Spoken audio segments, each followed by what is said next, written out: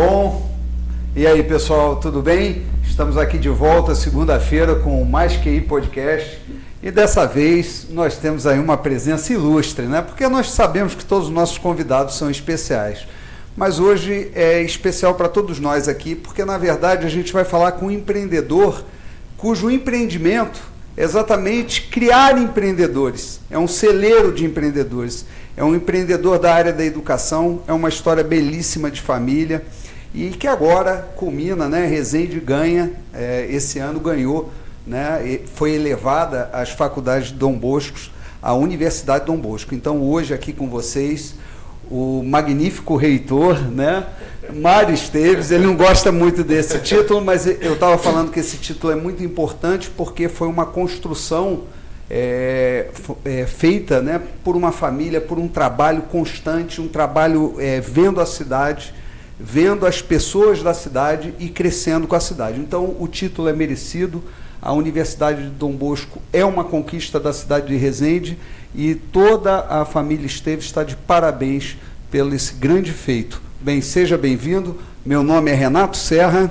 Meu nome é Miguel Veiga e eu queria aproveitar a oportunidade para falar do Mais QI, né, o Mais QI Podcast, que é o seu podcast relacionado ao empreendedorismo e pessoas que gostam de empreender, e a gente sempre busca exatamente isso, o professor Mário Esteves, se é que você me permita chamar assim.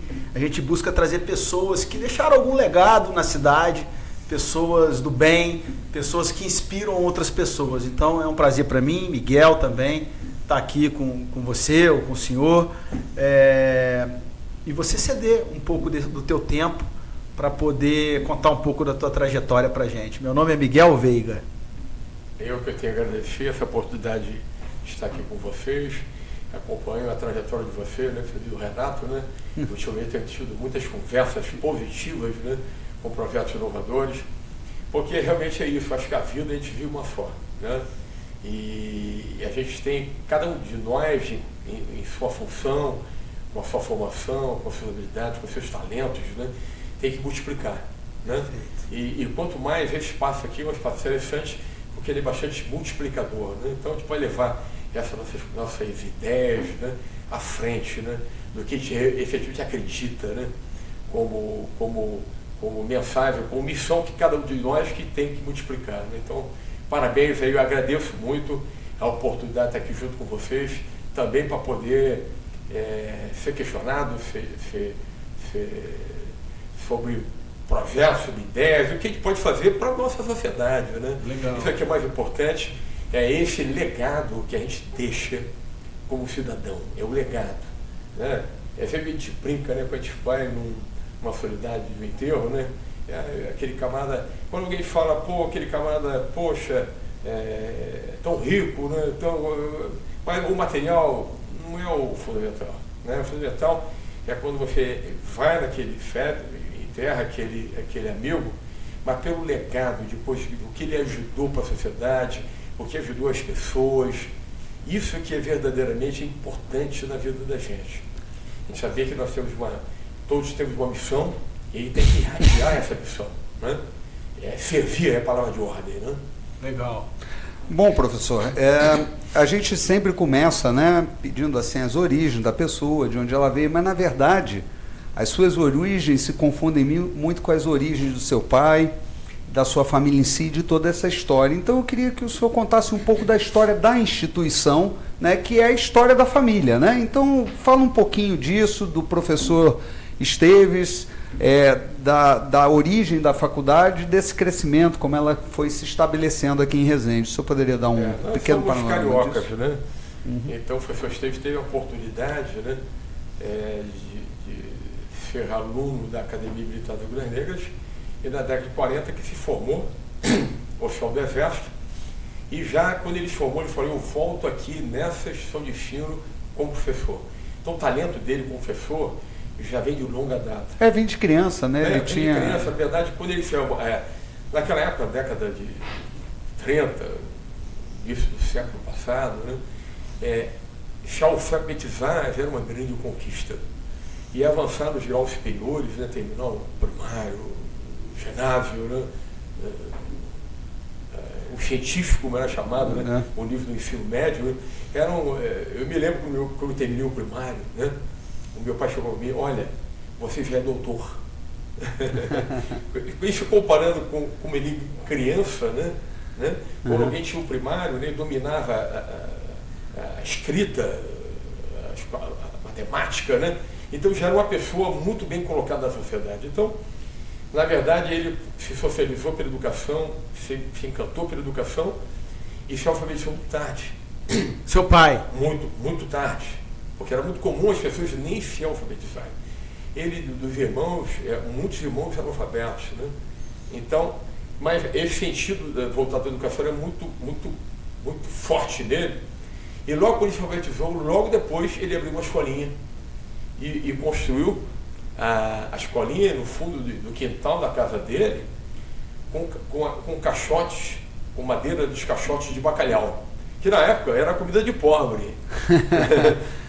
Bacalhau era comida de pobre, né? Ele tinha o talento, não só, ele tinha o talento de carpinteiro também, né? Ele gostava de mexer, né? Então, e ele dá o nome dessa escolinha, Escola de Caxias, uma escola de alfabetização, sem nenhum registro, sem nada, e ali ele, no subúrbio de Marechal Hermes, ele alfabetizou centenas e centenas de pessoas, né? E a alfabetização é algo assim fantástico na vida de qualquer um de nós, né? A base de é uma libertação, né? É uma libertação. É, né? Uma libertação. Então ele começou pela educação, teve esse sentimento e tinha prazer em multiplicar, né? O conhecimento através, principalmente como alfabetizador, mesmo você tendo formação para isso, né? Ele ainda dava aulas, além dele ter criado o colégio, ele era o principal professor, é isso? Não, ele era um jovem de 14, de 12. Ele era um jovem pequeno, e ele também é autodidata, ele aprende inglês, né? Ele recepcionou o Eisenhower aqui na academia, né? Após a Segunda Guerra. Ele foi o cara. Se dominava assim, um pouco da língua estrangeira, é algo. O cara fala. Exatamente. Ele dominava um pouco, ele gostava muito de ler, de estudar, né? Que legal. O francês, o então, inglês. Essa vontade, então, ele com forma oficial, eu volto como professor, né? Então, ele se formou oficial aqui ou lá em Marechal Hermes? Aqui não, lá não foi em Realengo, não, foi aqui já na MAN. Já foi na MAN. Ele foi uma das primeiras turmas, ele se forma como intendente, né? Ele era da cadeira de intendência. Ele tem muita história para contar. E foi na época da Segunda Guerra, né? Porque foi logo depois. Logo depois de terminar a guerra. Tanto que ele recebe o Eisenhower aqui como general, né, da Segunda Guerra e tal, para dar uma palestra aqui na MAN. É recebido pelos cadetes, então, né? Em 47 ou 48. 47 ou 48. E ele faz homenagem ao Eisenhower, que a sua guerra terminou em 45. 45. Em 47, 48, eles fizeram. Então, cadete, ele faz homenagem ao Eisenhower. Mas então ele simplesmente ele vem, né? Ele se forma, ele adquire monta graduação no meio civil, formou economista, né? E vem para a Academia Militar e para fundar a disciplina, criou a disciplina de Economia e Finanças para os cadetes da MAN. Passou a ser o primeiro professor. Na divisão de ensino. Da MAN. Só um parênteses assim, eu falei com meu pai há pouco, né? E meu pai se lembrou exatamente disso, né? Do seu pai lutando para implantar essa cadeira, né? Dentro foi uma pessoa que lutou muito pela educação dos cadetes também, né? Ele tinha ele queria expandir o conhecimento dentro da MAN. E é óbvio que a gente conhece as instituições, é muito difícil você transformar instituições, né? É algo muito importante da pessoa, assim, o nosso fundador, ele é alguém, assim, uma pessoa do bem ao extremo. Então, fazer bem ao próximo, trabalhar coletivamente, era o grande mote dele, era a grande vontade dele. Ele tem, mostrei até para o Renato, que esteve visitando lá, algumas frases muito marcantes da personalidade dele. Então, tem uma frase muito interessante, ele fala assim, ajudar o próximo me traz muita alegria e me deixa muito feliz. Eu sou grato a Deus por ter me dado condições de ajudar os meus semelhantes. Ele agradecia a Deus por ter dado condições de ajudar outras pessoas. Que legal. Isso eu achei não pelas conquistas dele, sejam pessoais, né? Essa vontade, então, já... Essa empatia. Não, o senso... E o incrível o que aparece, né? Porque eu também estou meio afiado porque li o livro, né? Mas uma coisa que aparece na personalidade dele é o senso de dever. ele via isso como um dever ao próximo, não era altruísmo, né? Exatamente, ele falava assim, como ele recebeu da academia, eu tenho um dever para com a sociedade, então ele tinha um dever. Então ele cria a Feira da Providência, né? É uma associação. Você tem uma ideia, meio jovem, né? Ele foi muito idealista. E você imagine final da década de 40, terminando as obras de construção da academia, que é um colosso, são centenas de milhares de metros quadrados, tem a academia militar, né? Construídos. Tem mobilizou milhares de operários, né? Uma obra violenta, gigantesca. Eu lembro, em parceria com a Debest, Banco do Brasil. Não, essa foi a expansão. Nova, né? Foi na década de 40, quando a mão foi comigo. Mas então, Resende. Na década era rural, 47, né? 48, pós todos os canteiros jovens sendo desativados e muita gente desempregada na cidade. Então, muita miséria. Então, veja bem, ele se compadece dessa situação e, liderando os cadetes, uma conferência religiosa, que era a Conferência Vicentina de São Maurício, ele constrói uma vila residencial para os pobres. Que é a Vicentina. Como cadete. O bairro Vicentino é chamado, tendo origem a Conferência Vicentina dos Cadetes. Porque eles vão naquela região lá, recebem doação, a fazenda, que ficava distante do centro da cidade, e ele empreende, então ele constrói uma vila, inicialmente com 6 casas, né, para poder abrigar essas pessoas que estão debaixo da ponte. Hoje são quase 30 casas. Depois de cada turma que formava da Academia Militar, eles vão agregando mais 1, 2, 3 até. Né? Então, a preocupação dele como jovem e vendo a injustiça, e vendo a pobreza, e vendo a miséria, de dar uma solução, entendeu? Não esperar uma solução. E né? não esperar alguém dar uma solução. E saber, mesmo ele como cadete, um aluno de instituição, sem tempo para nada, o que ele poderia fazer? Nada. Não sabendo que era impossível. Ele foi lá e fez. Foi lá e fez. E assim tem outras passagens, né? Dele também na década de 60, quando ainda não tínhamos a represa de funil e a regulação da... A gente sofreu muitas coisas. Quais e a 66 foi a nação mais pesada. E ficaram centenas de muitas centenas de residentes desabrigados. E engraçou a tuberculose nessa mesma época. Pessoas desabrigadas e matando dezenas e dezenas de residentes. De tuberculose, né? Tuberculose. E ele, então, vendo aquela situação, aquela miserabilidade, ele, um professor, ele funda um hospital. Ele cria um hospital do nada. E se articula... Qual hospital? É a casa hospital, a Casa do Tuberculoso. Ele construiu um hospital, lógico, com apoio da sociedade. Sim. Né? Apenas um professor da Academia Militar, que não era da área de saúde. Ele vendo aquela situação, ele vai na capital, consegue o remédio, articula com o povo da academia, a alimentação, requisita o médico do CRI, né, do Hospital de Itatiaia, e funda e curou centenas de residentes. Então, mais uma vez, não era médico, não sendo alguém que a única condição de dar uma solução, ele se envolve e consegue resolver a questão. Então, era uma característica dele. Isso é empreendedor. É um empreendimento social. Sim. Né? E o grande empreendimento social dele, voltando então à instituição de ensino, e a vocação dele de professor, de trazer o ensino superior para Resende. Né? E do nada, ele apenas com o ideal e com a vontade. O interessante assim que eu sinto desse tipo de pessoa que é rara, né? Porque ele não é a questão de ser apenas um idealista. Porque tem muita gente que fica, idealista, mas fica cobrando exatamente uma solução que parta de outra pessoa. O seu pai foi um grande realizador, né? Porque ele tinha um ideal, mas executava. Ele metia a mão na massa. E o que eu vi que é curioso, né? Que várias iniciativas que o seu pai se envolveu, e eu vejo isso muito, né, na sociedade de hoje, elas acabam sendo sequestradas, né, por políticos, por pessoas, e elas acabam morrendo, né, ou se desvirtuando do papel que era o inicial, né? E acaba exatamente afastando essas pessoas que começaram essas iniciativas. Eu vejo isso o tempo todo.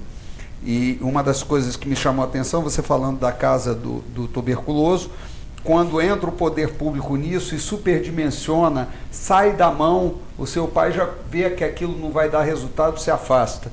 Seu pai organiza as sociedades de residência, todas as sociedades filantrópicas de Resende, para criar a Feira da Providência. Aí vem o poder público e se apropria daquilo e acaba desvirtuando o troço aí de seu pai, se afasta. E aí seu pai vai e ele resolve assumir esse empreendimento, né? Esse vai ser um empreendimento que vai ser, vamos dizer, privado e que eu vou ter o controle. E aí é a faculdade e você vê os frutos que isso deu. E é bacana. Né? Que ano que foi até isso?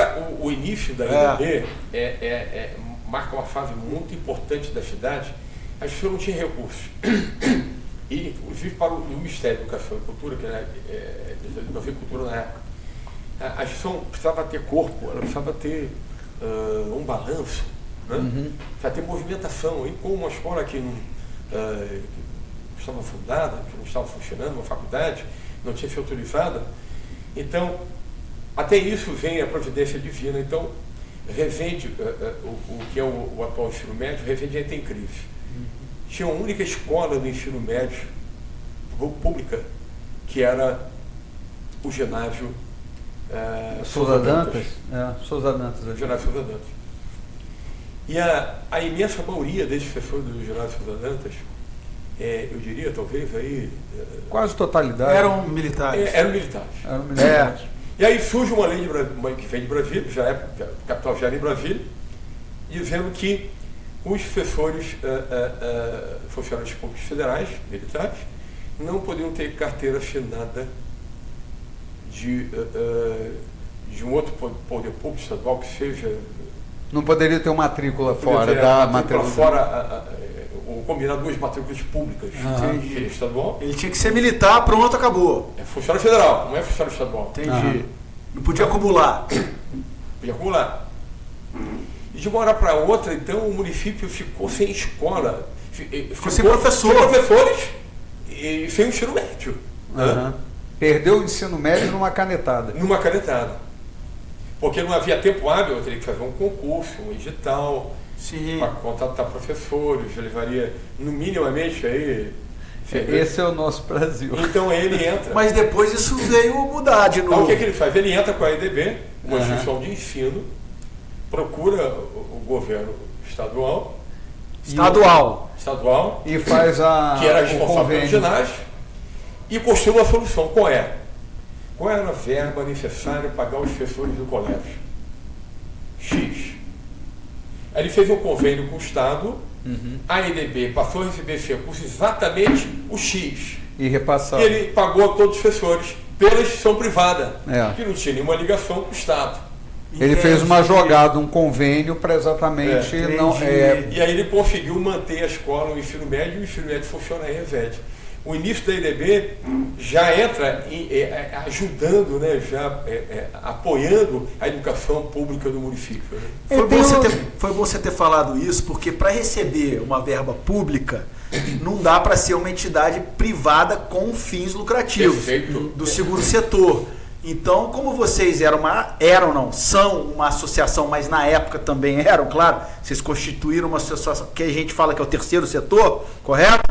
Terceiro setor, né? Primeiro setor é o governo, segundo setor é o privado, terceiro setor são as entidades, né? De classe. Sem fins lucrativos. Sem fins lucrativos. E explica pra gente isso um pouco melhor, igual você estava falando com a gente aqui nos bastidores, em relação ao terceiro setor. É bacana, porque a gestão sem fins lucrativos é muito bom, porque eu tenho um episódio, também minha carreira foi... boa parte da minha carreira, eu tinha uma escola muito boa, uma escola industrial. Fui quase 20 anos, terminei minha carreira com gerente corporativo da saudosa IQR, né? Sim, indústrias químicas de Resende. Antiga indústria de Resende, que virou cliente, hoje já reformou, né, com as mudanças de capital. Sim. E foi uma grande escola profissional para mim, que foi a IQR. E lá eu tive uma tarefa de terceirizar um restaurante. Entendi. Né? E me deparei uma situação complicada, porque todo processo de terceirização envolve a demissão, porque você ia pegar 100 e poucos funcionários, né? E teria que escolher uma empresa parceira do mercado e entregar a gestão do restaurante para essa empresa. E aqueles 100 e poucos colegas funcionários da EQR, naturalmente, talvez parte seria de... Talvez aproveitasse uma parte... com um salário menor, né, eventualmente, quem se interessasse. Tudo bem, mas eu tinha que cumprir aquela missão. E aí eu terceirizei o restaurante. Só que eu terceirizei, quando eu falo isso para os colegas da indústria, e ninguém entende ou acredita, que eu terceirizei, mantendo praticamente mais de quase 95% daqueles colegas. Conseguiu?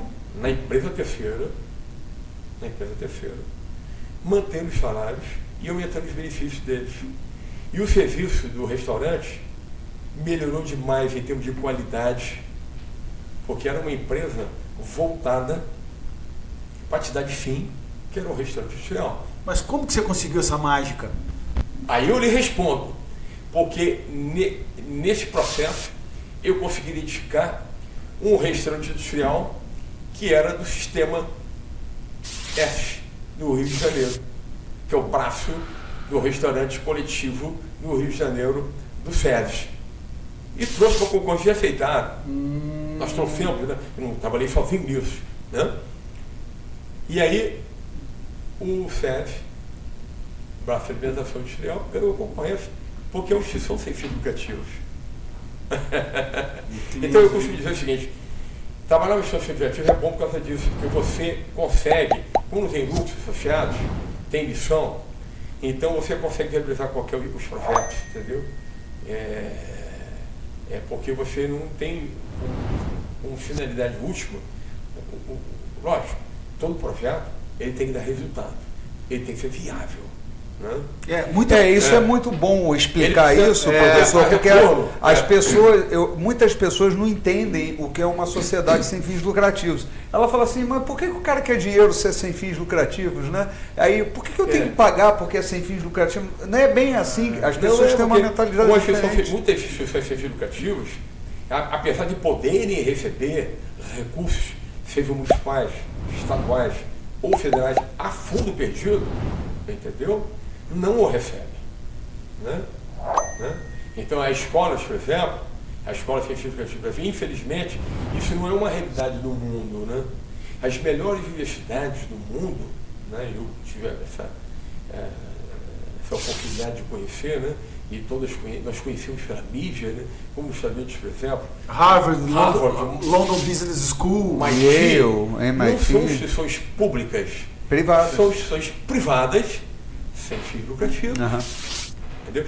E que no qual, por exemplo, eu quando estive no Canadá, né, visitando e fazendo um benchmark com a Universidade Canadense, como é que é ranqueado uma universidade de qualidade no Canadá? Instituições todas elas, muitas delas, sem fins lucrativos, pela captação de recursos, sejam eles privados ou públicos, para tocar os projetos da sociedade. Sim. Porque quem mais capta mais projetos é mais competente. Simples assim. Então, aquela universidade que é a melhor, que agrega os melhores profissionais, os melhores professores, e vai formar com certeza os melhores profissionais do mercado, é aquela que está movimentando e fazendo realizações, fazendo projetos, seja de extensão, seja de pesquisa. Né? Então, para isso, precisa de recursos. Né? Então, isso a gente precisa melhorar um pouquinho na nossa sociedade. É isso falar, é poder realmente receber. Agora, eu estou tocando um projeto com a Prefeitura de Resende, pioneiramente, né? Trabalhando com recurso incentivado, recurso que deveria ir para Brasília e que nós estamos alocando aqui numa escola pública. Mas tem uma coisa que acontece nos Estados Unidos que é muito interessante, né? Lá o imposto sobre herança é muito alto, o que deve acontecer aqui no país também com a mudança que eles querem instituir na tributação. Porém lá, o cara ele pode destinar esse imposto de herança e para as universidades. Ele pode pegar e destinar, aliás, para entidades em geral. Então, muitos doadores, grandes milionários, né, eles doam muitos recursos às universidades privadas do que eles preferem que esse dinheiro seja alocado nesse Isso é muito importante dizer, até falando aqui, mas é uma realidade, não é uma reclamação, é uma constatação. Então, veja bem, uma instituição como a nossa, como outra, ela não tem verbas sem fins lucrativos, ela não tem, muitas vezes, alocado verbas. Da área da saúde tem, a Pestalozzi, por exemplo, mas recebe algum tipo de auxílio e precisa receber esse auxílio verdadeiramente. Né? Pelo serviço que presta. Mas a nossa instituição ela tem que captar esse recurso do mercado, ela tem que cobrar mensalidade, né? Mas ela tem um programa que tem que conceder bolsa de estudos, né? Faz parte da missão dela também. Né? Mas é muito importante a instituição desenvolver e ela poder realmente captar recursos. Né? Então eu tive agora, o ano passado, eu quis conhecer a Universidade Tecnológica de Monterrey, né? Porque já está no México, um país como o Brasil, que é pobre, tem dificuldade, muito parecido com o Brasil. Mas tem uma universidade lá no interior do México, em Monterrey, que é a Tec Monterrey. E faz sombra às melhores universidades do mundo. Então é possível. Eu fui lá fazer esse benchmark. Mas uma coisa que eles têm lá no México, eles têm doações da universidade. Então, eles recebem milhões de dólares de doação. De quem? Privado ou público? Ou ambos? Privado, mas privado. Finalmente, doações privadas. Para cumprir a finalidade de instituição privada, sem fins lucrativos, entendeu? Que recebe doações. Então, isso é muito importante, a instituição ter a possibilidade de receber recursos, porque ela melhora os seus laboratórios, empreende laboratórios inovadores. Como seria importante que a gente pudesse ter acesso a recursos, doações, e financiar projetos para poder internos, investir em laboratórios e em projetos que possam melhorar a sociedade. E hoje vocês não têm isso. Aqui no Brasil, hoje, por exemplo, a EDB, são poucas empresas privadas. Não temos. Podemos receber. Pois é. Não temos, porque não há cultura brasileira de fazer doações. Vamos mudar isso. Para as universidades. Entendeu? Até porque tem projetos que as próprias empresas, né? Porque essa é uma das minhas especialidades, justamente fazer projetos de leis de incentivo. Então, as empresas podem incentivar e ainda abater nos seus impostos estaduais e federais, imposto de renda, ICMS, entre outros. Eu fiquei curioso aí, você podia falar mais um pouquinho? Você ia falar, mas parou. Você falou que estava fazendo uma parceria com a Prefeitura de Resende, agora, onde você conseguiu um recurso, não sei se é fundo perdido, de onde, mas que para construir uma escola pública. Na verdade, assim, existe essa questão dos recursos que podem ser apropriados, né, pelas instituições para tocar projetos. Então tem recursos com incentivo federal, estadual, pode ter municipal. Municipal também. Né? E tem uma classe de recursos que, por exemplo, são incentivados no seguinte sentido. Você, como pessoa física ou jurídica, paga imposto de renda. Esse é a principal linha de Então tem uma linha de doação desses recursos federais, né, que são advindos no imposto de renda. Normalmente é 4% a 6%. 4% da pessoa jurídica, 6% da pessoa física. E varia muito. Então, dependendo na área de desporto, na área de cultura, que é Rouanet, desporto, do jovem adolescente, que tem que ser via o CDFA, do idoso, da saúde, né?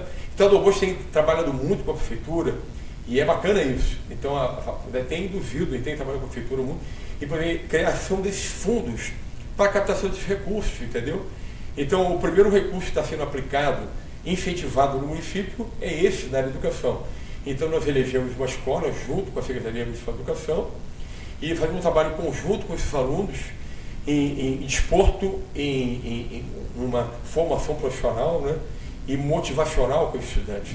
De um recurso que estaria em Brasília e que a gente reverteu para esse fundo do CDFA e é aplicado em projetos dentro do município. Mas através de emendas parlamentares? Não. É o fundo mesmo. Não.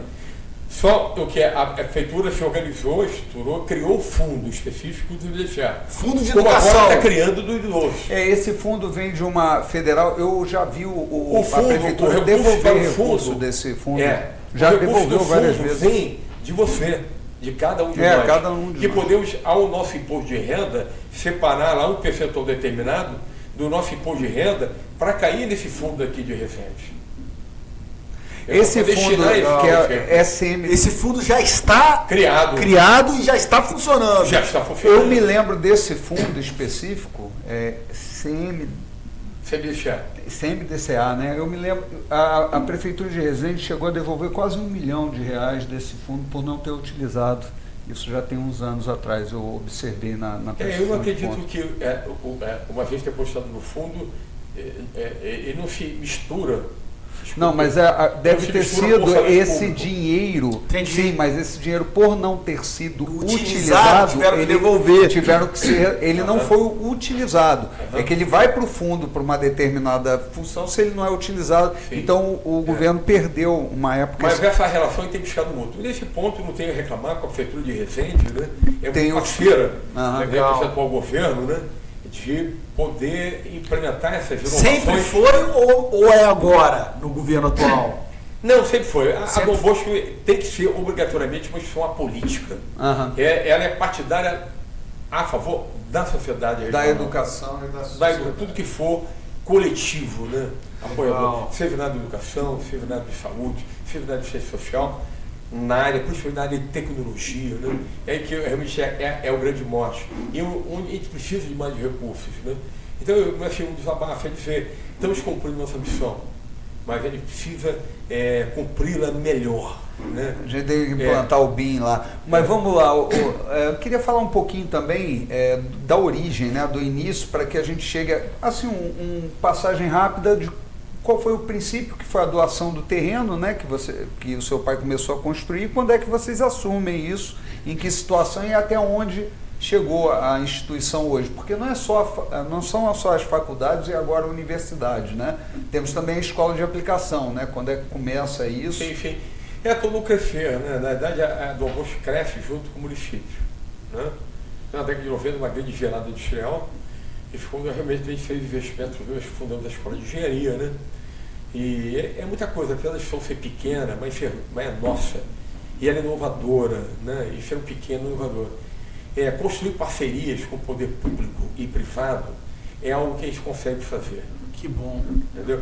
Então, dizer que a gente criou um curso de engenharia de produção automotiva em parceria com uma montadora, que foi a primeira montadora da nossa região, foi a Volkswagen. Agora é Volks mesmo, é verdade. Então, o Adilson Desoto esteve aqui com a gente. Conhece o Adilson, claro. Sim, o vice-presidente de produção da Volkswagen. Exatamente, ele esteve aqui com a gente, foi bacana. Mas, professor, você falou que vocês começaram como ginásio, correto? Não. Vocês começaram como escola? Não. A instituição começa com o curso superior. Ela já começa com curso superior. Aquela situação, a origem foi só dela, uma transferência de recursos para naquele momento que entendi. Ela é bom ficar claro isso. Ela movimenta o primeiro balanço com recursos públicos que vieram para serem repassados para pagamento de professores do ensino médio. Para ter balanço. Aí gerou um balanço. Entendi. Passou a ter receita. Perfeito. E aí conseguiu registrar no MEC. E aí isso ajudou ela também a pegar um corpo, porque ela tinha movimento, ela tinha um balanço. Claro, o índice de liquidez, enfim.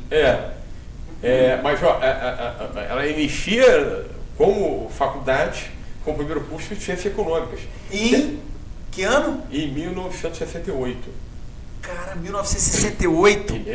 Eu não tinha nem nascido um ano ainda. de idade. Estava longe de nascer ainda. Eu estava com 1 ano de idade, já estava... Foi uma festa na cidade, né? Porque superior, todos os deputados, na época tinha um deputado chamado Mário Tamborindeg, né? Meu xará, né? Mário Tamborindeg, e ele era o dono da Tamborindeg, aquela churrascaria, né? Então foi feito um jantar, aí vieram vários deputados, prefeitos. Foi a primeira escola de curso superior de Resende. Aqui na... Não, da região. Das Agulhas Negras. Foi da região inteira? Região das Agulhas Negras. Caramba! Então foi uma das primeiras mantenedoras também no São Fluminense. Vocês começaram com o primeiro curso de economia. De economia, o primeiro curso, economia e depois engenharia. Não. Aí depois você fica os cursos Aí veio fundada a Faculdade de Filosofia, quando trouxe a Faculdade de o curso de Pedagogia, de letras, letras. para formar professores, pedagogos, né?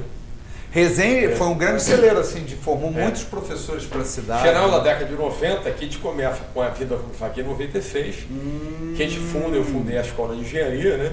Com o primeiro curso de Engenharia Elétrica e Eletrônica. É um curso que também é um orgulho. Eu ia estar falando com isso lá na escola, né? Agora de tarde, dizendo onde eu vou, né? Enquanto profissionais formados para essa escola de engenharia, em todo o Brasil, né? Em todo o Brasil, todo o mundo, né? E revendentes que não tinham... eu tenho eu digo isso, ele me autoriza a falar isso, né? Um garoto que é de uma família muito humilde, a mãe era faxineira, né? Estudou conosco, porque estudou com bolsa. Acho que é o teu. Desculpa te atrapalhar aí. Estudou com bolsa, né? Da Dom Bosco, e hoje é diretor de uma multinacional, né? Que bacana. Então é um orgulho muito grande poder realmente dar oportunidade para as pessoas. Acontece. Me desculpe, eu tô aqui no podcast, retorno depois, tá? Não, sem problema. Faz parte, vamos lá. Vamos lá, então você tem um orgulho. É meu filho. Ah, é teu filho? É meu filho. Deve ser a sua carreira.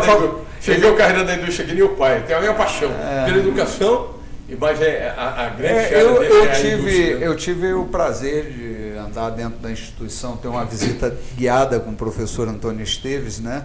Para entender também a dimensão física. Você fala que é pequena, mas não é tão pequena, né? Nós temos ali laboratórios de informática, laboratórios de eletrônica, tem um túnel de vento ali dentro. São 20 mil metros quadrados, né? São hoje 20 mil metros quadrados, né, de área construída dentro, um ginásio aí recém-inaugurado.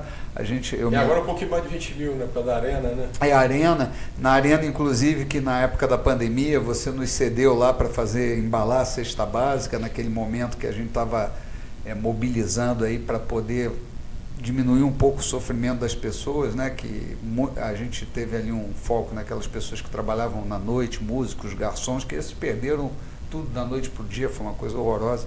Mas enfim, eu sei que todas as iniciativas a Dom Bosco sempre abraçou dentro da cidade, mas eu queria conhecer um pouquinho assim do hoje, né? Quais são, vamos dizer, eu sei que existem vários projetos, né, que vocês hoje estão envolvidos, né, projetos que estão junto da próprio Polo Metal Mecânico, né? Vocês têm projetos junto ao Polo Metal, vocês têm aí um convênio também interessante com uma universidade da Alemanha, né, que faz aí um programa, inclusive, que teve uma seleção recentemente. Fala um pouco desses projetos aí. São inovadores. Agora, recentemente, a gente teve uma visita do MEC, autorização de um novo curso superior. E é muito interessante, porque uma avaliação do MEC é muito criteriosa, é uma verdadeira auditoria, que perspassa a instituição em todas as suas dimensões, sejam financeiras, administrativas, pedagógicas, de infraestrutura. É impressionante. Eu estava na indústria há um tempo e sofri uma auditoria ISO, né? e outras auditorias. Mas essa do MEC não deixa nada a desejar. Para nenhuma outra auditoria. É muito mais complexo. E a nossa satisfação, isso gera um conceito corrido, que vai até 5, não 10. Vai até 5. De 0 a 5. Então são centenas de quesitos, no qual a instituição é avaliada e conduz uma nota final. Já tem a nota? E gera um conceito decorrente disso. Se a nota do conceito corrido fica em torno de 3,2, a instituição pega o conceito 3. Se o conceito é 3,8, 3,9, então aproxima para 4, o conceito de som é 4. Se for 3,5, vai para onde? Nós tivemos um conceito 4,89. Foi para 5? E foi para 5. Rapaz! Então, é avaliado de um novo curso que nós vamos lançar, agora, graças a Deus, no início de 2020. Vai ser a medicina? Você já pode falar, compartilhar? Porque isso é o que estão conversando. São muitas ideias que nós estamos conversando muito. Não pode falar ainda, porque o papo que rola, a fofoca que rola na boca pequena, aí é que nós teremos uma faculdade de medicina. Existe essa possibilidade? Não, peraí. Não foi esse projeto que foi aprovado, né? Eu gostaria muito de ver, e está dando essa notícia para você lá, eu ficaria muito feliz. Mas a medicina, ainda o digital, está para ser lançado agora, proximamente, e seria um sonho para nós, né? Pois é. Pô, mas uma faculdade 5? Já conversamos com a universidade. Conversamos com o prefeito até, foi mais ou menos 1 ano e meio, 2 anos atrás, né? Com o secretário de saúde da época, que era o Tandy, né? E dá todo o apoio. Agora do Estado. Prometeu todo o apoio, né, nesse sentido, né? Mas é um processo que vai se abrir e tem que se candidatar. Né? Entendi. Mas a vontade de trazer a medicina é enorme. Mas tem estrutura para isso ou tem que construir uma estrutura? Se não tiver estrutura, nós vamos construindo. Nós vamos. Gostei. Não sabendo que era impossível, foi lá e tem que fazer. Que nem assim, nós temos aqui em Resende um exemplo, uma experiência que eu vi no Canadá, e acabei trazendo para o Brasil, e era uma missão impossível, é implantar a educação dual. O dual entrou aqui, né? Renato teve oportunidade, né, de conhecer, lógico. É uma parceria entre universidade e empresa, uma parceria altamente exitosa, onde um aluno se matricula na universidade, ele é apadrinhado como empresa e tem todo o seu curso superior pago pela empresa. E ele tem um espaço de formação, teoria e prática, acontece ao mesmo tempo na universidade e na empresa. Então, o projeto inovador, que a instituição ganhou prêmios de inovação, né? Foi certificada pela ISO 9001 em serviços, né? Como uma certificadora alemã, né? Uma das pouquíssimas instituições de ensino superior do Brasil que tem essa certificação. Né? Então, a nossa instituição, apesar de pequena, tem muitas conquistas. Né? Não é tão pequena assim, né? Que tem a mostrar, né? Tem algumas vantagens, a equipe é muito boa. Deixa eu voltar à questão. Posso perguntar quantos alunos ele tem? Mas deixa eu só voltar à questão da medicina aí, que é um interesse geral geral aqui. Então, até porque a medicina em Resende é vitrine, né? Principalmente no estado do Rio, é a melhor medicina pública, né? A saúde pública de Resende é uma vitrine. A saúde pública. Os nossos últimos executivos são todos médicos, né? São todos médicos. Eu queria saber isso.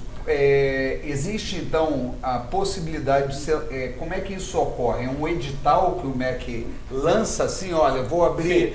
Sim. É uma condição. A medicina, ela segue um percurso de credenciamento muito diferente de qualquer outro curso superior. Né? Ele tem um edital próprio, tem uma condição própria, envolve a prefeitura municipal. Tem envolvimento. Tem um desejo da própria prefeitura, um envolvimento. Né? Então estamos aguardando esse edital, ensaindo. Né? Qual é a expectativa esse ano ainda? Não podemos guardar nenhuma expectativa. Né? Tá. Bem porque o edital não saiu, né?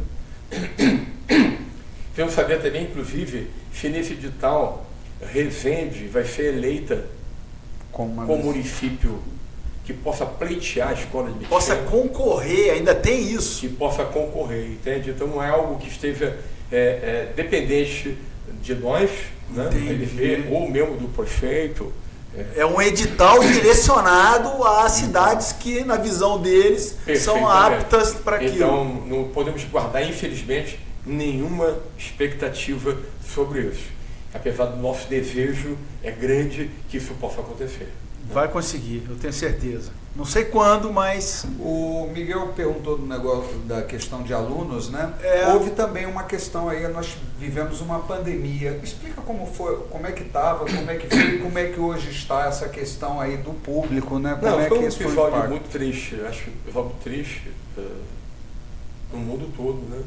Sem dúvida. E afetou terrivelmente. A educação, eu tenho um ponto de vista, eu acho que a educação deve ter sido o último a entrar num afastamento e o primeiro a voltar. Né? E não é isso que acabou acontecendo. Né? Porque a educação é fundamental, assim como a saúde. Né? Quer dizer, os profissionais de saúde, todos funcionaram. Porque é essencial, fundamental. Né? E a educação também, principalmente para os menores, que foram os mais atingidos, né? A educação infantil, a educação básica, né? Toda ela, né? Foi pesadamente afetada pela pandemia. A pandemia me mostrou claramente assim, qual é o nível de prioridade que o Brasil tem para a educação. se mostrou na pandemia, né? Que foi o país do mundo que teve o maior período de recesso educacional no mundo. Quer dizer, o Brasil teve praticamente 2 anos, enquanto o segundo colocado é 4 meses. Quer dizer, é uma coisa impressionante. Assim, então precisa ter um plano de, se eventualmente acontecer isso de novo, esperamos que não aconteça, tem que haver um olhar, tem que haver planos de contingentes, então a gente possa conversar com a prefeitura sobre isso, para garantir que em Resende possa acontecer de maneira diferente e que haja continuidade do processo formativo. Perfeito. Tanto da educação privada como da educação pública. Né? Mas quantos alunos vocês têm hoje? Você pode falar para a gente? Olha, acho que nós temos um total... Só falando do ensino superior. Do total, são 2.200... Mas isso você está falando de... Em todos os níveis. Quais são esses níveis hoje? Até pós-graduação, né? Você está falando. Eles vão desde a educação infantil, né? Percorre toda a educação básica, através do colégio de aplicação, né? Correto. Agora temos um programa muito interessante, também inovador do Brasil, que entrou na educação do jovem aprendiz. Então é um programa inovador. É um programa, os professores são professores universitários, que trabalham na formação do jovem aprendiz, preparando eles para a vida laborativa dentro da indústria. Né? Então já estamos com 10 parcerias com empresas industriais, né? Trabalhando com um projeto inovador que começou ano passado. E as faculdades, né? As faculdades temos já pelo menos uma 2,5 de cursos autorizados. Nem todos eles estão funcionando, porque a educação à distância ela entrou com uma força substituta e minou em muito a educação presencial no Brasil. Entendi. A EAD, a famosa EAD. Retirou muito. Então, infelizmente, muitos cursos, a nossa com todas as pessoas do Brasil, sofrendo demais, todas elas, né, com a perda de alunos presenciais. Né? Então, preferem fazer um curso de educação à distância, né? Alguns até, eu acho, de maneira justificada, mas de certa maneira afeta a pessoa. Então, muitos, não digo que hoje nós temos uma 2,5 de cursos autorizados funcionando, né? Mas aí eu tenho uma dúvida de cursos superiores funcionando atualmente em Resende. Foi legal você ter falado isso. Qual que é a tua visão sobre os cursos à distância em relação ao presencial? Olha, nada contra, a educação à distância é uma nova forma, uma forma tecnológica de chegar, mas eu acho que o marco regulador da educação à distância foi errado. Porque ninguém deve escolher um produto pelo preço. O que aconteceu é que uma diferença muito grande entre o preço da educação presencial, não tão grande assim não, mas faz com que as pessoas optem fazer educação à distância porque tem mais facilidade, é mais barato. É lógico que ele é muito válido, a educação à distância, em profissionais, por exemplo, que não tem tempo, trabalho em turno, em cidades, por exemplo, que não tem acesso à educação superior, que não tem estrutura de ensino bem formalizada, em funcionamento. Né?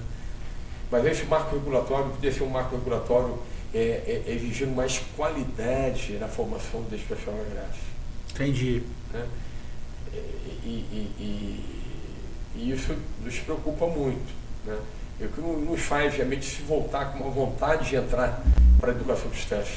Porque para a gente concorrer nesse mercado, teria que oferecer um produto também muito barato e sem o necessário suporte pedagógico para garantir a qualidade da formação desse egresso. Porque o problema da educação em distância que eu vejo é a questão exatamente do suporte, né? Porque é muito fácil você botar a aula em vídeo lá e deixar, que a maioria hoje faz isso, né? Bota a aula em vídeo e o suporte é precário. Né? E outra coisa que eu acho interessante também, que eu não sei, eu participei de uma pós-graduação, que foi exatamente, ela aconteceu no meio da pandemia, mas eu achei muito interessante a forma que eles criaram isso, porque nós tínhamos a aula presencial com a participação de um professor notável à distância. Então, era aula híbrida, né? Então eu tinha o professor na sala, que dava aula, e num determinado momento da aula entrava ao vivo o professor, vamos dizer assim, que era um notável assim da cadeira para falar com os alunos, para dar alguma aula e tal, e falar a respeito, trocar alguma informação, recomendar livros. Então eu achava aquilo muito interessante. Eu não sei se hoje, né, na questão da educação à distância, esses atrativos, como criar um produto também, porque obviamente quem é o consumidor de educação, quem está disposto a comprar um produto desse, ele quer comprar, na verdade, conhecimento, né? Tem muita gente que quer comprar só um diploma, né? Quer ter um papel, mas existe uma parte que quer comprar qualidade, né? Que é um investimento de qualidade e tal.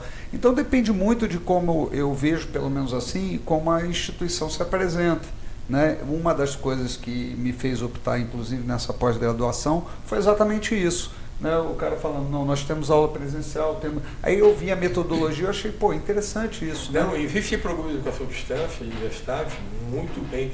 O próprio programa de educação à distância da área pública, da área federal, né, do consórcio, da Universidade Aberta, do Rio de Janeiro, do CFR. Né? Eu fiz um agora de... É muito bom. Contratos públicos. Entendi. É bom. Existem alguns que realmente... É muito bom. As aulas são alguns programas privados são muito bons também. Mas, infelizmente... Mas não é a maioria. Não é a maioria. E a gente não quer realmente entrar num mercado desse competindo por baixo. Por baixo. Não dá. Tá entendido. Não tem como. Né? Eu acho que a economia de escala não devia prevalecer na educação e nem na saúde. São áreas que você não vai se operar sua hérnia, aquele hospital mais barato. Você quer ter um mínimo de garantia de qualidade, né, que você vai ser curado, entendeu? Assim, é importante isso, educação também, né? É importante você tem que ter o conhecimento, né? Que adquira as competências necessárias, né, naquele curso para eu devolver para a sociedade. Legal. Isso é uma coisa é muito sério, né? É muito sério. A formação na faculdade ela não é só do conhecimento, é a formação do cidadão também, né? Então eu acho que essa preocupação ela é uma coisa que a gente vê patente na Dom Bosco também, é de você estar formando não só aquele profissional com as competências, mas também a consciência que ele faz parte da sociedade, que ele tem um papel dentro da sociedade. Isso é notável isso na instituição. Talvez isso não seja presente numa educação à distância. Esse conceito da universidade ele é fundamental, porque a universidade ela tem que ser aquele espaço da inovação, aquele espaço da geração do conhecimento, da multiplicação, o espaço da pesquisa dos problemas locais, regionais, da solução. Né? Então ela tem que estar integrada com a sociedade, não apenas a área privada, que a Dom Bosco faz isso bem, em parcerias, muitas vezes com empresas, etc. Né? O próprio Dual é um exemplo exitoso, né? Dessa parceria da universidade com as empresas, e inclusive com resultados. Né?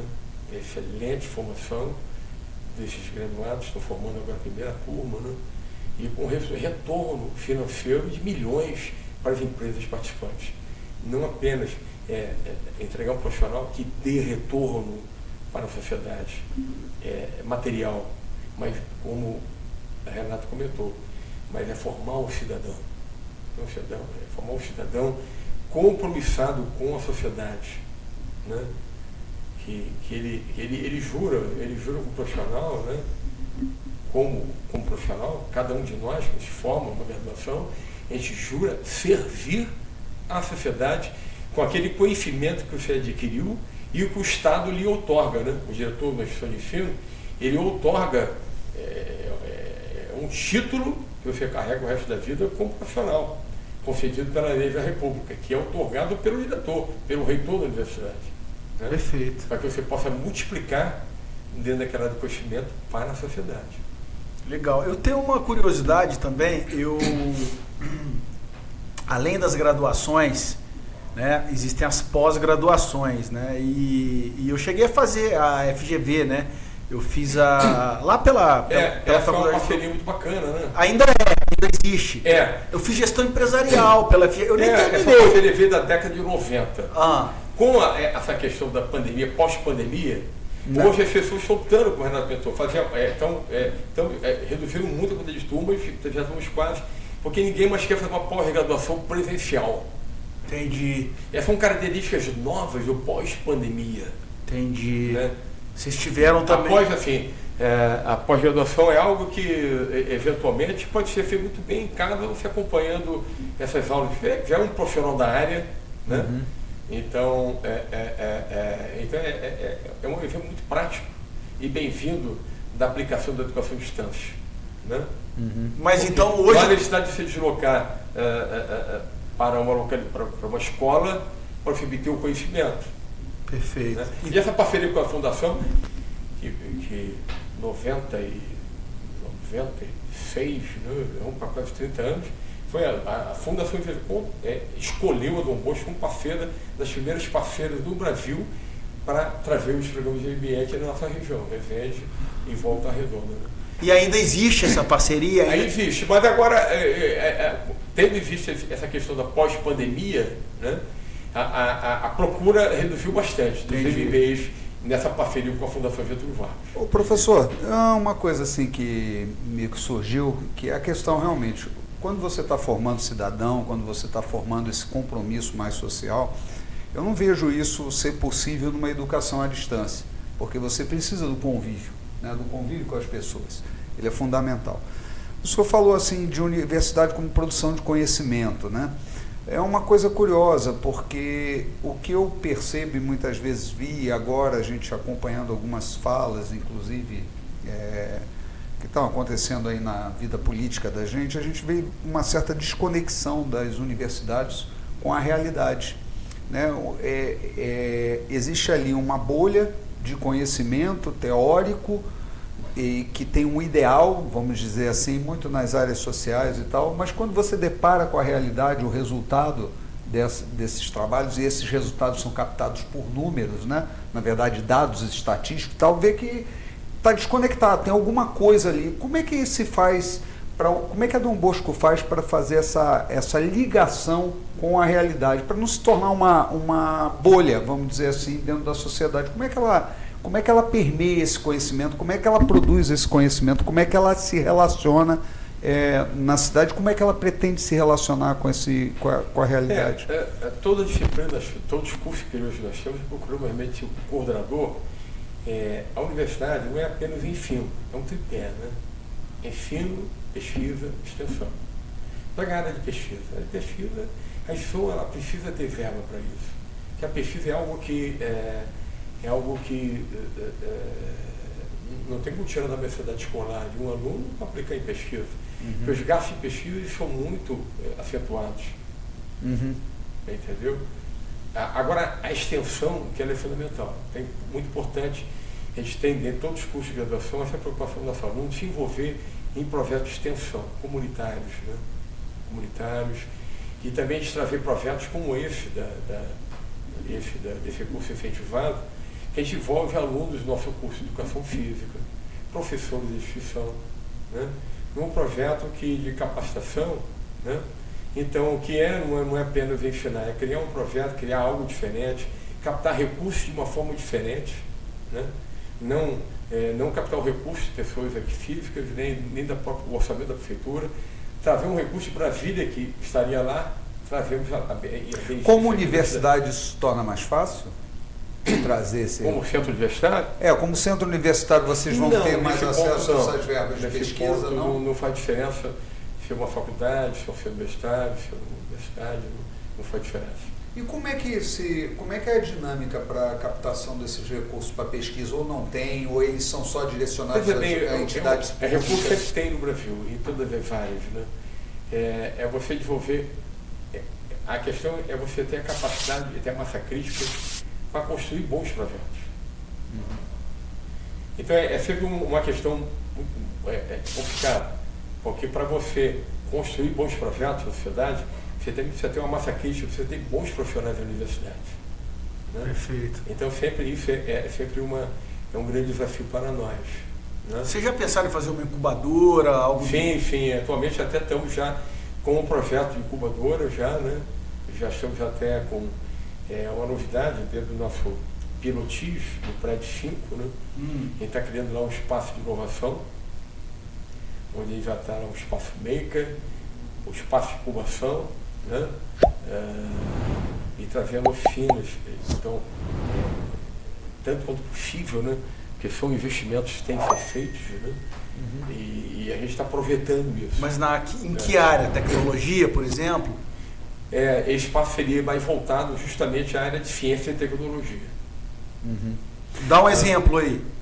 Dá um exemplo que você está pensando em levar para lá. Não, veja bem, tipo incubar qualquer egresso que tenha uma ideia de um projeto inovador, que uma startup, mas nasce dentro da empresa. Aliás, nasce dentro. Criar não tem nada fechado ainda é um embrião a ideia. Não, sim, já tem a ideia. Não tem os parceiros ainda. A gestão funciona como núcleos, né? Nós temos alguns núcleos, né, que fazem essa parte de extensão da sociedade. É o núcleo da tecnologia de informação. Então ela provém soluções internas e de projetos para a sociedade. Nós temos um portal do Observatório de Educação, né? É um observatório de educação regional, né? Que é um laboratório de educação, de incentivo à melhoria da educação pública. Então, o Dom Bosco criou esse portal, ele está no ar, ele faz essa gestão. Então, esse observatório é um local de reunião virtual, hoje, antigamente era presencial, das pessoas que querem pensar na melhoria da nossa educação básica, de maneira geral. Mas com foco na melhoria, principalmente nesse apoio à escola pública. Né? Então aí entra esses núcleos, né? Entra o núcleo nosso de comunicação, com o núcleo de tecnologia de informação. Essa incubadora, esse processo de incubadora é para iniciativas de dentro da faculdade, para receber... Mas a incubadora é interessante. Incubar é você agasalhar. É você agasalhar uma ideia, um projeto, uma instituição, seja. E aí a Dom Bosco tem assim, uma experiência assim, maravilhosa em ter universidade. Porque nós incubamos a primeira agência de bacia hidrográfica brasileira. A GEVAP nasceu lá, né? Então, que bacana.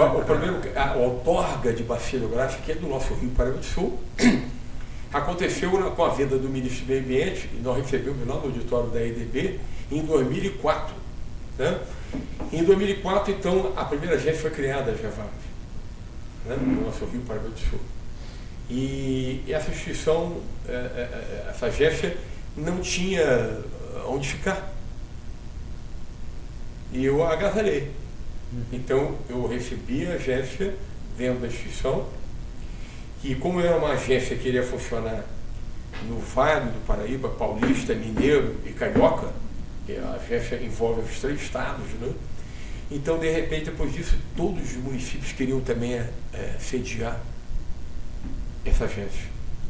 Aí tiveram que fazer um certame de avaliação do site técnico que sediaria a agência. Quando vieram uma comissão na agência, aliás, do comitê do CEIVAP, no conselho, para avaliar todos os sites, que foram quase uma dúzia, em diversos municípios do Vale do Paraíba. E Resende. E a Dom Bosco foi a melhor condição técnica de localização e apoio que foi escolhida. De início foi uma doação da Dom Bosco, de sediar. Depois foi objeto de disputa de desejo, e depois virou uma conquista técnica da Dom Bosco. Pois bem, a gente ficou 10 anos graciosamente dentro das estações. Né? E a gente mobiliou todos os quadros técnicos, os primeiros quadros técnicos de gestão, de engenheiro, de técnicos de recursos hídricos, nós contratamos no processo seletivo, naturalmente. Né? Provemos. E fizemos o planejamento estratégico da agência. Né?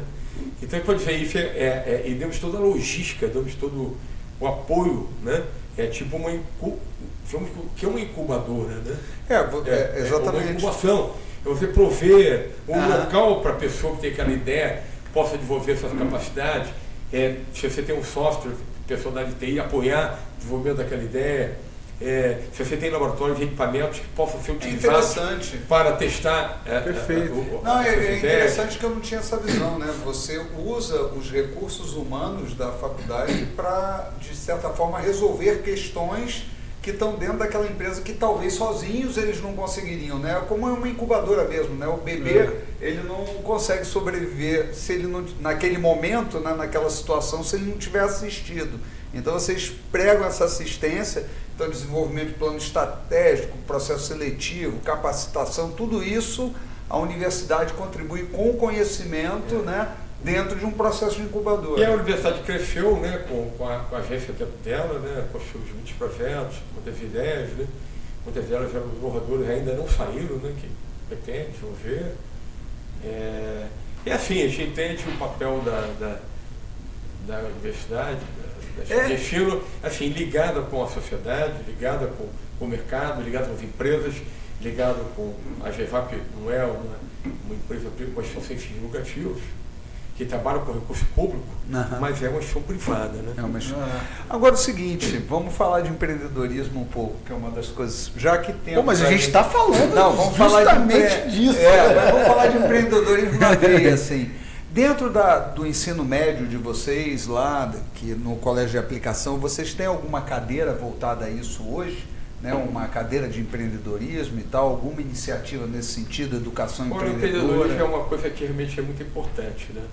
Porque é o que a gente tem que desenvolver nos nossos egressos, nos estudantes, essa capacidade de ele querer ter a capacidade de empreender, não ser, formar para ser empregado, para ser funcionário. Né? Perfeito. O brasileiro ele tem ele tem uma aderência a querer ser funcionário. É uma cultura mesmo. Eu me lembro mesmo. quando eu fiz o concurso público de Itatiaia, eu dou sempre esse exemplo, né? Eu fiz um processo seletivo, foram 110 cargos que a gente proveu para o município de Itatiaia, desde médico ginecologista até servente de escola, professor de geografia, antropógrafo, 110 cargos diferentes. E eu me surpreendi a quantidade de candidatos inscritos, mais de 10 mil candidatos. O que é ser funcionário? Né? Então é importante o empreendedorismo, porque as pessoas têm que ser formadas, se adquirem, são estudantes, na escola, e tem que dizer que eles podem empreender desde cedo, desenvolver essa capacidade de empreender seus próprios negócios, novos negócios. Né? Legal. E não ficar procurando emprego, né? Buscar emprego, prefiro. Então, isso tem dentro da instituição, em todos os seus níveis, workshops, oficinas, o empreendedorismo ele é uma disciplina dentro dos processos formativos. Então é uma disciplina dentro do processo, é isso que eu queria saber. Existe uma disciplina de empreendedorismo? Existe esse conteúdo programático. Dentro do... E não, isso é muito interessante, que a gente teve aqui com o Senac também, eles têm um projeto dentro desse sentido, né? Em maior ou menor grau. Sebrae, perdão, Senac não, Sebrae. O Sebrae é um grande parceiro. É um grande parceiro também de você. A Paola teve aqui, Paola tem aqui. A Paola é egressa nossa, com todo orgulho, né? Também nossa bacana. Que legal, cara. Legal. Ela esteve aqui com a gente também. Paola, então... Um abraço aí para Paola. Gente, que essa questão, o senhor falou uma coisa interessante, mas o que eu vi dos perfis, inclusive das pessoas que estiveram aqui, que são funcionários dentro das empresas, elas têm um caráter empreendedor. Hoje, se você não for um empreendedor dentro da sua empresa, né, ou dentro sendo funcionário de uma empresa, a não ser no setor público que realmente funciona com outra lógica, mas você não vai galgar degraus dentro da empresa, você não vai conseguir avançar dentro da empresa. A empresa, ela quer aquele indivíduo com iniciativa, ele quer dentro do seu quadro um empreendedor. Perfeitamente. Então, eu acho que criar um empreendedor não só para o negócio, a importância de empreender não é só no seu negócio, é empreender socialmente, empreender junto à sociedade, é empreender dentro da empresa, onde ela está. A leitura é perfeita, né? Ele tem que passar essa proatividade, ele tem que estar questionando o que está sendo feito, se não pode fazer de uma maneira melhor, né? Então essa vontade de ser melhor, em qualquer que seja o nível que o funcionário empregado, fez empregado de uma companhia, ele tem essa vontade. Se ele é um servente, ele tem que saber que ele tem a tarefa de limpar aquele conjunto de salas, ele saber que tem que fazer aquilo muito bem feito e da maneira mais eficiente possível. E se apropriar das melhores tecnologias para aquilo. E se não tiver, se ele descobre com outro colega dele, que faz, ele vai propor ao supervisor dele aquela questão da tecnologia. Essa proatividade, entendeu? Que é muito necessário que as pessoas precisam ter, né? Para poder fazer melhor as suas atividades, cumprir melhor a sua missão, né? Legal, Renato. Eu, por mim, eu estou satisfeito aí com essa conversa muito profícua, né, com o nosso grande professor. Professor, olha, a gente fica muito feliz de tê-lo aqui, tê-lo recebido. Eu espero que a audiência tenha gostado muito aí dessa entrevista, dessa passagem. Tem muita coisa para se falar sobre educação no país. A gente espera ter esse encontro qualquer hora, mais uma vez aqui. E, bom, é isso, né, Miguel? É isso. A gente queria só ouvir de você, assim, você que é um cara inspirador, né? Eu acompanho a tua trajetória, né? Apesar da gente não ter sido apresentado, eu sempre acompanhei bastante a tua história, sempre admirei muito. Inclusive, estudei lá na época que tinha a Fundação Getúlio Vargas, eu consegui estudar lá, fazer o curso. Deixa pra gente um recado assim pros nossos ouvintes aí, os nossos espectadores, na verdade. Deixa um último recado inspirador. O que você diria para essas pessoas? Que conselho você daria para essas pessoas a empreender, a fazer exatamente o que você fez, o teu pai, a tua família? Deixar esse legado assim tão positivo na cidade. Essa mensagem, deixar uma mensagem. Essa mensagem, essa trajetória que você teve, né, que nos contagia toda a nossa instituição, né, é essa vontade realmente de ser luz, né? E ser luz é você poder irradiar de uma maneira cada vez mais intensa com os dons que você recebeu. E o processo educativo, ele vem para poder ainda melhorar cada vez mais, aperfeiçoar os seus dons. Buscar sempre novos conhecimentos, né, junto com seus dons, para você ser luz para a sociedade. Principalmente para aqueles que precisam dessa luz, que são os mais carentes, né? Legal. Pensar coletivo, né? Não pensar apenas, infelizmente, né? Vai agradar falar, não, a gente percebe que, infelizmente, as pessoas pensam, quando a gente fala dessa conjuntura política que a gente vive, né, de pessoas que estão lá para servir a sociedade, né, e às vezes estão servindo apenas seus próprios interesses. É saber que a educação é muito importante nesse processo de libertação, de entender a cada um de nós a missão que cada um de nós temos de ser luz, né, para a sociedade. E quando você fala de ser luz, de missão, qual que é a tua espiritualidade? O que você acredita? Bem, é complicado. Eu sou ministro da Igreja Católica, né?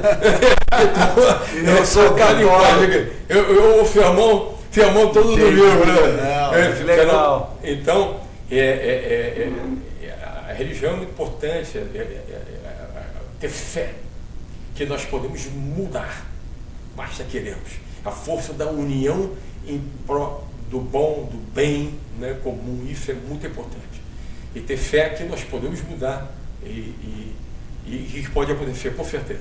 Beleza. Professor, muito obrigado. Olha, eu queria agradecer hoje, que a gente esqueceu da outra vez, né? A Marisa. Agradecer a Marisa, o Edgar, o Brian, que hoje está pilotando aí o nosso podcast, os nossos apoiadores aí do nossos patrocinadores, né? que são a Rede Plan, que está aí, o pessoal, Zé Francisco, obrigado aí, o pessoal da Flix, né, Marcinho, Internet, Fabio, muito obrigado. Ao Resende Futebol Clube, que é nosso parceiro aí, um apoio a eles, um abraço a todos aí. Quem sabe não a EDB dá um apoio pra gente. A gente pode apoiar também a EDB também, a gente vai fazendo damos as mãos e vamos juntas, né? Que isso que importa. Professor, muito obrigado. Obrigado por ceder seu tempo pra gente. Eu que agradeço. Muito Muito Então obrigado. tá uma boa, gente. Sim, segunda-feira que vem, gente. Segunda-feira que vem a gente vai ter aqui a Lúcia da Clínica Médica Popular Doutor Saúde, que apesar do nome popular, é uma clínica que eu tive acompanhando agora o trabalho deles lá, pelo menos a do Campos Elíseos ali, tem um atendimento muito bacana, bem legal. Então, a Lúcia da Clínica Doutor Saúde, que já está com 17... São 17 unidades aqui no Sul Fluminense, tem 2 filiais aqui em Resende, né? Então, é uma mulher empreendedora, né? Que agora a gente estava falando assim, vamos trazer mais mulheres empreendedoras para cá, né?